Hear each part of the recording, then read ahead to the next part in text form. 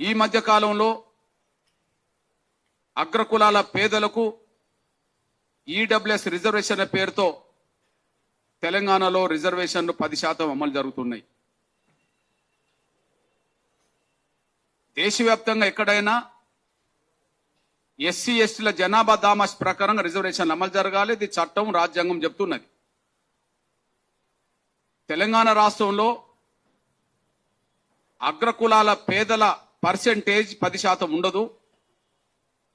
మొత్తం అగ్రకులాల ప్రజలే మినిమం 10% ఉన్నప్పుడు అందులో పేదలు 50% వేసుకున్నా 5% రిజర్వేషన్లు దక్కాలి.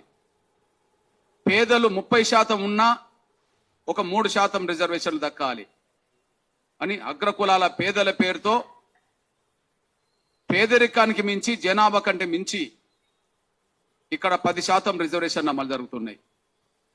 న్యాయబద్ధంగా వివిధ రంగాల్లో న్యాయమైన వాటా పొందింది ఉమ్మడిగా నా బీసీ సమాజం మాత్రమే. న్యాయబద్ధమైన వాటా పొందకుండా అన్యాయం గురవుతున్నది అది విద్యారంగంలోనైనా ఉద్యోగ రంగంలోనైనా ఇప్పటికే అమలు జరుగుతున్న స్థానిక సంస్థల్లో రిజర్వేషన్లైనా తమ న్యాయబద్ధమైన వాటా దక్కలేదు ఇంతకాలం. తెలంగాణలో ఏ మాట కామాట వాస్తవాలు చెప్పుకోవాలనుకున్నప్పుడు ఇవాళ ప్రతి పార్టీ కూడా 42% రిజర్వేషన్లకు అంగీకరించే పరిస్థితికి నెట్టబడ్డది. నా బీసీ ప్రజల ఆకాంక్షకు అనుగుణంగా